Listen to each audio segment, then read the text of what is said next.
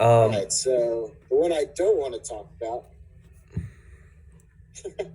All right, let's get into it. Yeah, Elephant so in the room. we can get into the elephant in the room.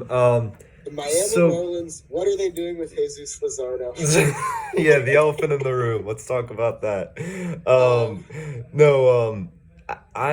So it's interesting, we're sitting here and me and you both agreed 3 months ago Mets are going to be in the playoffs, and it's just about what they do at the deadline and how invested they are into winning and how deep they're going to make their playoff run. It's their destiny.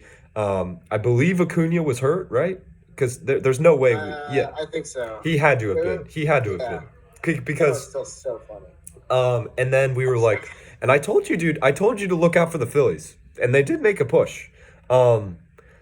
And they made a good trade at the deadline by getting Gibson and Ian Kennedy. But Gibson didn't really do that much though. He was like 450 with the Phillies. Yeah, but he was better than. He was a guy they needed, but he was better than Vince Velasquez. I think my dead grandfather would be better than Vince Velasquez. Yeah, no. And Ian Kennedy really helped out their bullpen. He actually did. Because it was so bad. But I think my grandfather got that. Yeah, I mean honestly. I'm harsh on the Phillies for obvious reasons. Yeah, of course. But so talking about the Mets, we both agreed. I don't know. I guess you can have the floor. We both agreed 3 months ago. Mets are going to be in the playoffs. It's just about their destiny and what they want. In my opinion, the biggest mistake they made was not trading for Gallo, trading for Javi Baez. I just don't like that at all. Really? No, I didn't like it at all. I hated it. He was good as a Met. I hate Javi Baez. I think he's the most overrated player in MLB. Man, that's just not true. He's so overrated. What is? He puts up like 5 WAR seasons every year. Don't twist those stats. I know he's a 5 WAR player. I know he's a 5 WAR player. I know he's a great defender. But don't be the Mets analytics. Oh, Lindor, he's so amazing. He finally followed me back on Twitter. I was like, dude, it took you a while because he saw my pinned tweet about Tyler Migo and his changeup. I went like super in depth into that one pitch. Yeah, he was a bright spot for them. But I just hate I don't want to trash. I'm not gonna. Right, I don't want to trash him, but try to find his WRC. The Michael Conforto, please just. Oh God, never mind. Michael Conforto was. So okay, he's not good. Different levels of Michael Conforto. He's not good. His numbers were bad, but if you look at his ex-WOBA, it was like 350 something, and his regular WOBA was like 315. So it's like, oh, he got really lucky. Well, then you realize, we also hit into the shift every single play. Yeah. So I think it was probably somewhere in between the two where he got unlucky to an extent. But, but yeah, let's some splits real quick. So here's here's my observation about the Mets. One, totally hurt. Their rotation was pretty top heavy. And not having DeGrom for them is devastating. No, we actually did have a lot of depth, but all of our depth got hurt. Yeah, but do you have anyone who's Lucchesi, Yep. David Peterson? Yeah. Those were both depth guys. But do you have anyone who's elite behind DeGrom? I don't think so. I think maybe Stroman from Carrasco. He struggled. And I told you, hoping Syndergaard would come back earlier. I told you Carrasco wasn't going to be good. I told you he's overrated. I told you he wasn't going to be very good. He had good advanced metrics. There was nothing pointing to him having a 6 ERA.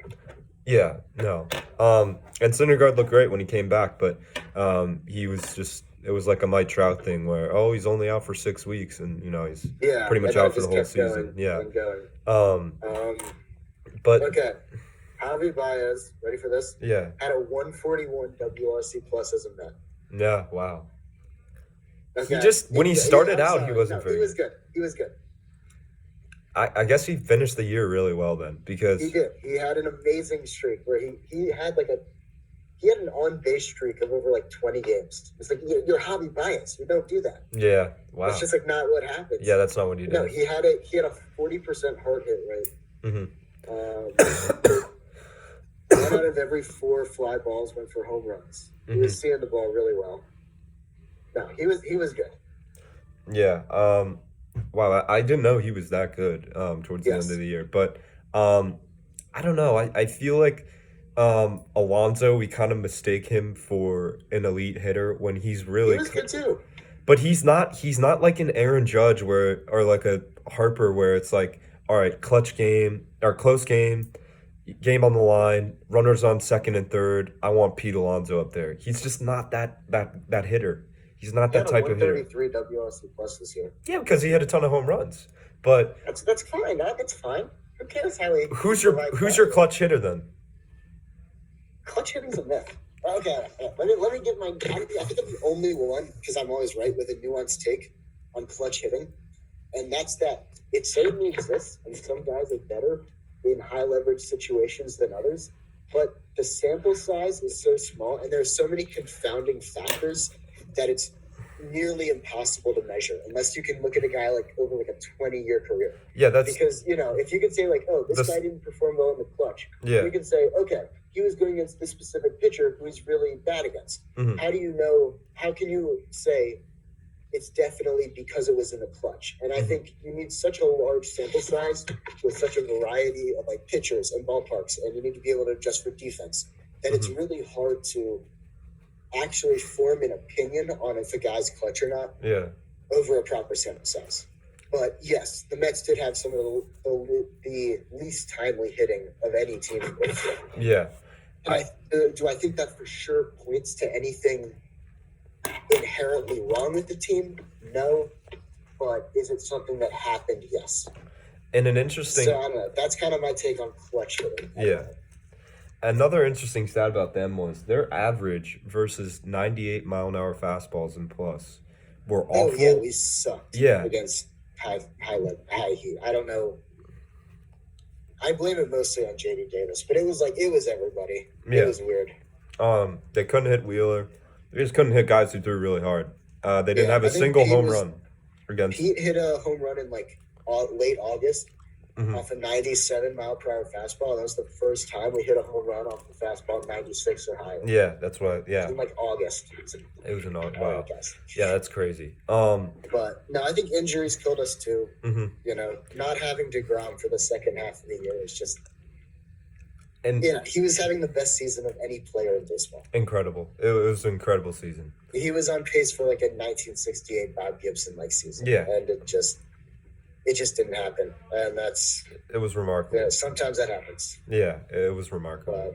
But So what do you think they need going forward? And what do you think? I mean, let's talk about what do you think went wrong?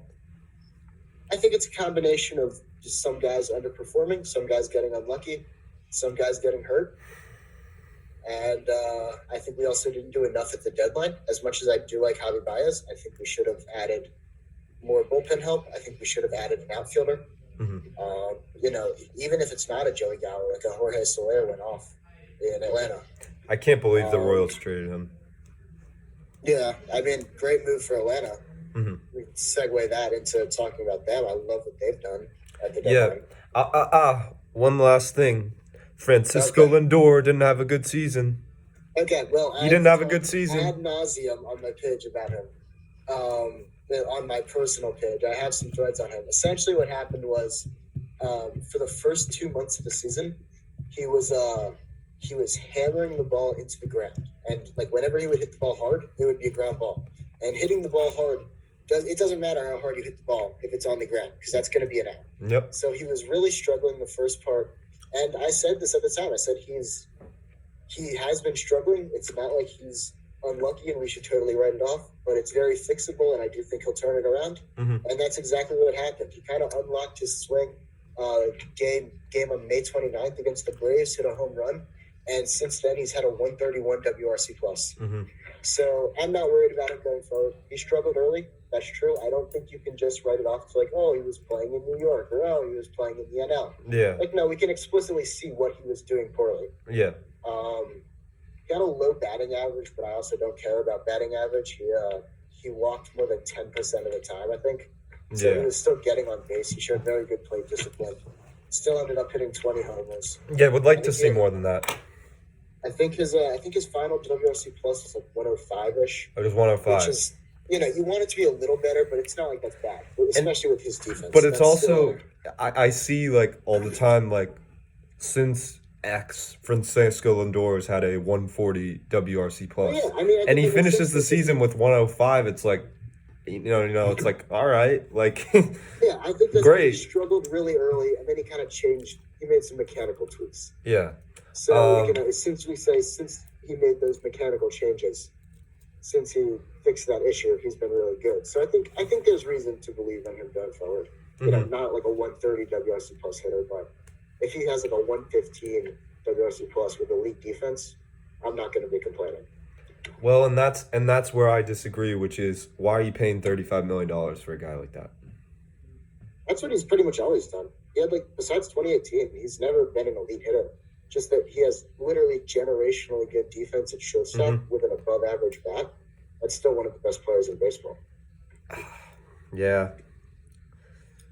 Right, he's the best. He's a game changer at shortstop. He'll save you. He'll win you games with his defense alone. Yeah. Even if he was like a mediocre bat, which he's not. If he's an above average bat with some of the best defense we've seen in MLB history, it's incredible. I'm cool with that. Yeah. But that's all right. That's interesting. So that's my take. Because so you're okay if he goes 115 WRC plus with with elite defense. Yeah. Interesting. I just feel like if you're paying that much money for him, like you could use your money better. I don't know. That's just me. I mean, different players create value in different ways. Mm-hmm. Yeah. I think he's a guy who creates a lot of his value by defense more than pretty much any other player in baseball. Yeah. Because that's how good his defense is. Yeah, for sure. Segue, let's talk about the Braves. Looked like a lost season for them. Soroka didn't come back. He retore his ACL. Morton started off the season horribly. Fried and Anderson were kind of like mediocre, and then they picked it up. Obviously, they lose Acuna. And d'Arnaud was out. They lost Ozuna also. Yet somehow they still salvaged the division. What's up? I don't feel as bad about them losing Ozuna. Yeah, no, exactly. But it definitely hurt their team. But yeah, no, I mean it's obviously deserved. But it's somehow Anthopoulos made some wonderful trades at the deadline. Oh, they killed the deadline. Yeah, I mean nothing too big, but it was just a bunch of small moves that really improved their team. I think they realized that, all right, we've got d'Arnaud, we've got Freeman, we've got Swanson, we've got Albies, we've got Riley, and that's our core. And if we can surround them with some pretty solid players, we can make the playoffs, and that's exactly what they did. And it was really impressive. Jorge Soler trade. Props to them for even negotiating with the Royals on him, because I feel like the Royals would just not deal him. I mean, he's just a 40 home run guy. There's no. He's been going off in Atlanta. That's good, great move. I mean, he's awesome. So I'm surprised the Royals even traded him. And then Duvall, great move. Jock Peterson, great move. He's gonna be great in October too. October. Yep, exactly. I'm excited for Enrique in October, man. Whew. He's on our team now. That's going to be awesome. He's a fun player, man. He's a fun player. I just cannot wait to see him in the playoffs. I mean, he is, electric. He is Mr. October also. I mean, he is just incredible in the playoffs. I think he has the most postseason, or he holds the record for most home runs in a postseason game. But anyways, we'll get to Red Sox in a sec. Great moves by them. They also got Richard Rodriguez. I don't know if he pitched well for them or not, but the moves they made at the deadline were awesome. What were your takeaways? Yeah, I think you said it. I do want to say the injuries were rough, man. The Acuna injury. The one I'm most sad about is the Soroka injury, because he tore his Achilles for the second time. It's just so hard to come back from that. And I know. I think partially it's feeling bad for him. And I'm sure he's a nice guy, but it's mostly because, my God, he overperformed his peripherals so badly. There are people out there who think that he's a legit 250 ERA pitcher, when he's totally not. And if his career is over, he's going to get remembered as like a 2.50 ERA pitcher that And never could stay healthy. And I was like going to be a superstar. And I would hate that. I need him to get healthy so he can prove that he's not that good. And I'm one of those guys who believes that. Really? Putting myself out Really? there. He's a ground ball pitcher, man. He's okay. I do think the stats will overrate him some, and I do think he can overperform to an extent. But like, if you give him, I don't know, if you give him a team that doesn't shift as well, I don't think he's that good of a pitcher. Yeah, I mean, look, he's got Acuna and Albies. He's Logan Webb. I mean, he's got a great sinker that induces Logan a lot Webb of... gets a lot more swings and misses on the secondaries. Yeah, but I mean, the sinker inducing ground balls, that's low They're both velocity. sinker ballers, get a lot of gravity. But I don't know. He's not like one of the best pitchers in baseball, and there are people who think he is. Yeah, no, And that makes I don't me think mad. he's that good. I don't think he's that good just because of his raw There are stuff. people who think he's like a superstar. Like, I'm not talking about like you think he's a good pitcher. Like that's cool. I can agree with that. Like there are people who think he's like one of the best pitchers in baseball. I think he's a number one starter. I do. I do think he's a number. I do on the staff. I think he's a number one. I don't know. It's tough to say because like, could you win a World Series with him as your number one? I don't think If so. the rest of your team was like Mike Trout, sure. Yeah. So yeah, Braves. Hats off to them for winning. His career Sierra is a 4.33. Wow, that's incredible. It's I'm sorry, like I'm not. That's He's insane. not a superstar. and people and that loser has to keep getting hurt, so people think he is. That's the worst. Yeah, maybe if they're smart, they'll trade him. Get a lot. Yeah, no, I would do that. Yeah. That's my, Trade him to the Rockies. Semi-joking Mike Soroka rant. Give him to the Rockies. They don't use analytics. They'll be like, oh, 2.5 ERA. Yeah, see that ERA all over it. But yeah, no, put him on the Mets. If we bring Baez back, I'll tell you, just load up on ground ballers. Yep. With Lindor and Baez, like that's just you're gonna get a lot of value out of that. Yeah. Which would be fun. That's why I want to bring back Sherman. A lot of analytical people don't want that. I do. I think he's gonna be really good. He's gonna overperform all his metrics. Interesting. But anyway, how much are you willing to pay for him? I don't really know. I think it's going to depend on the market, depend on what he wants. Well, Max is going to be the prize this year.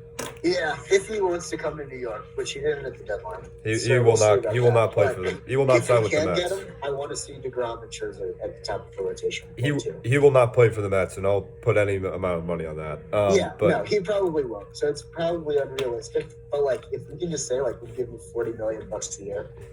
I think the Angels would do that. I think there are other teams that would do that. I think there are too. But fine, make it 50. I don't care. There's so much money. I think the Dodgers could do that too. Tax? Fuck it. Like, dude, just give him all the money. Yeah. Give him maybe all the the money in Giants. the world. Maybe the Giants too. And I just want to see DeGrom and Scherzer 1 and 2. I've loved Scherzer for so long.